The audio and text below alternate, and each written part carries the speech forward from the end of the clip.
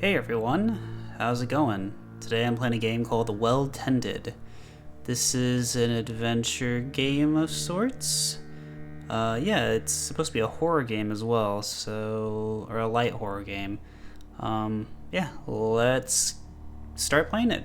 Yeah, you wake in Death's Garden and it seems to be wrought from billions of compounded ashes built into little hedges, reassembling a quaint but unnerving barrier that only serves to invite the unwary. The sky is the color of noise, diffusing light that scatters over the garden like a bruise, rendering everything in vague and sickly shapes. Ooh, I like the language. It's very descriptive. Oh, I am playing this thing in the top left corner here. The ghosts of gardeners linger near the trees and plant beds, carrying out half-remembered motions. Okay. Oh, all along the hollows her wings, how it catches the heart, the song that death sings. The plants here are like the shades, pale moons reflecting life around orbiting null star. The orbiting null star that must be the center of the garden. Okay. I spend all my days roaming soft is the grass no bed for me, and though my life she may have ended, I've got my love to tend to me. We got some rhymes here, I see. Ooh. Oh, what sorrow I managed not to live through, all to bear these many burdens for you. There's a lesson in here, my dear, how fickle fate is when death is near. Okay. What's this? In the depths of the hedge maze, you find an empty hourglass, devoid of any sand or any visible opening.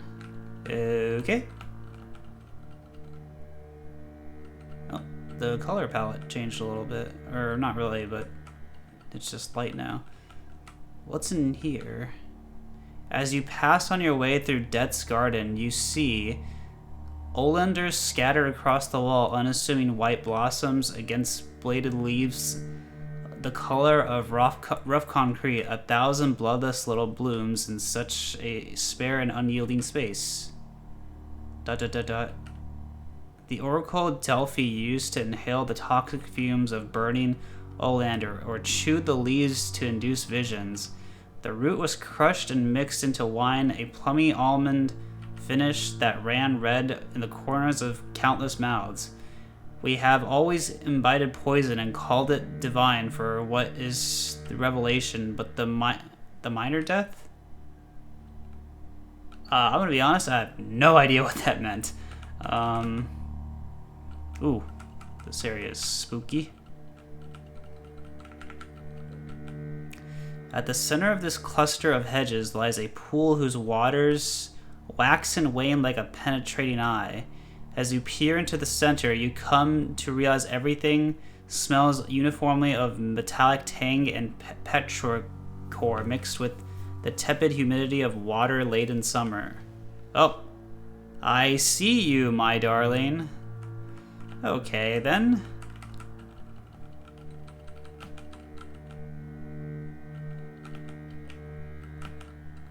She rides fleshless horse of the night, I never know where she is. But here if you see her in the pale moonlight, bet you shiver, so sweeten her kiss. Okay, I don't know what that means. As you pass through Death's Garden, you come across a promised deadly nightshade. Ever the roll-embraced romantic purple stars shot through with a leering yellow stamen. They pulse at the sight of you. Named for the unchanging fate, Atropos, the sister who cuts the thread of mortal lives, Livia Drusilla, Empress of Rome, was the rumored to have poisoned her husband with berries, even as she used its tincture to dilate her eyes. All the better to see him with. Okay. So I guess we're in a garden that's just like full of like deadly plants and stuff. Is that what's going on? Oh, we tugged the fray that cut us short, so we may lie in tombs, and she, sweet death, rides a free eternal, no prisoner bound by womb. I like what they did with the text. I like how it like kind of like has that like wavy effect to indicate that they're singing.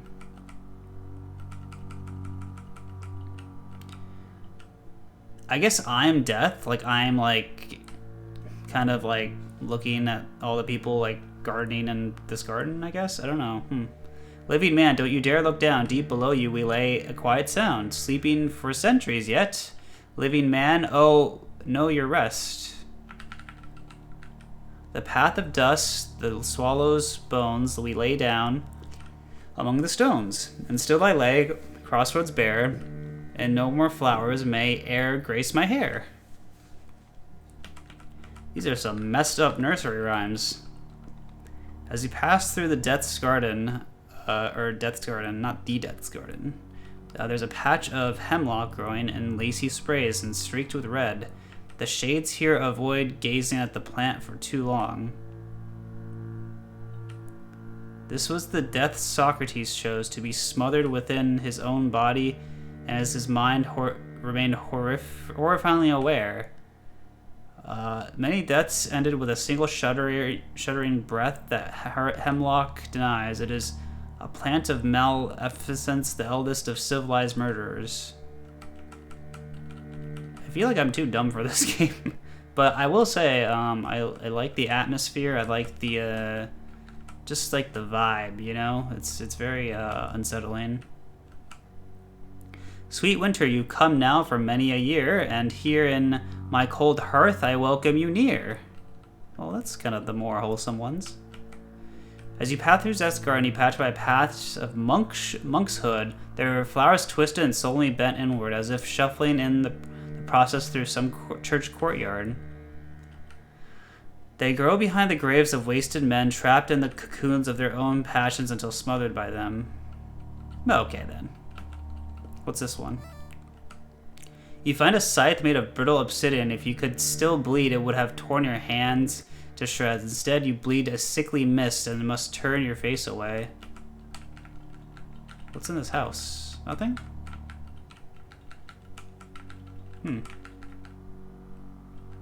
Oh. Is this the last screen? Oh no, there's one to the right. As you pass through Death's Garden, you find rosemary peas. Also called prayer beads or wild licorice. They gleam like jeweled little ladybugs, elegant little seeds with enough poison in one to fell a grown body. Ooh, they look like eyes, like on the plant. Like many poisons, they can be used to make medicine or ward off evil, but the tiny gems have been the favorite of many assassins, those beloved children of dust. Okay then. Oh, I didn't mean to read this again. Oops.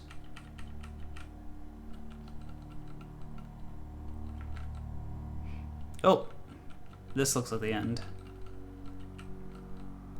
As you pass through Death's Garden, as you see Death, how blithely she tends her roses, darker than old blood, and just the same dull scent of rust.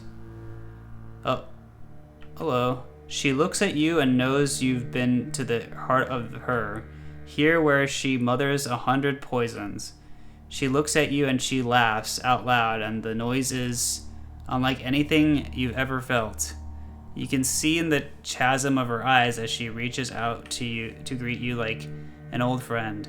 You realize it is the sound of her song filling your heart.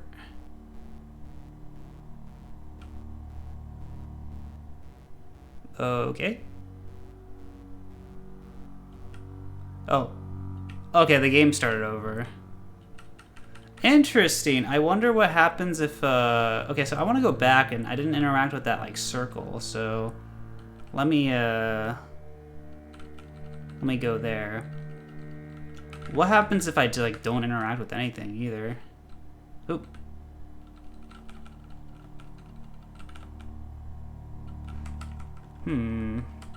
Yeah, so I really like the atmosphere, and just, like, I think this is, like, I forgot what the engine is, but, like, it's like a Game Boy game, pretty much. That or something else, I forget. But yeah, I like the like simple like kind of art and stuff. I think it adds a lot to like the atmosphere. Also, that like skeleton death thing at the end was really cool too. I like the way that was done. That looks pretty awesome. Okay, so what happens if I step on this? Oh, so this is death. This lady here. See how same. She just so you knows you've been to the heart of her mother's 100. Okay. Okay, so nothing. All right.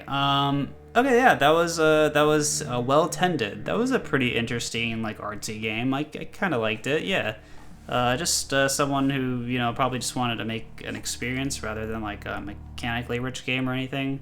Yeah, just interacting with things, reading dialogue, and yeah, I would say it's well written. I mean, I'm too dumb to understand it, but yeah, I thought there was like something like meaningful there. You go through a garden that's like tended by death, and like I guess they were describing all the like plants there that were like harmful to people, I guess, to like represent like deathly experiences and stuff. So yeah, just kind of an interesting little experimental game. I kind of liked it.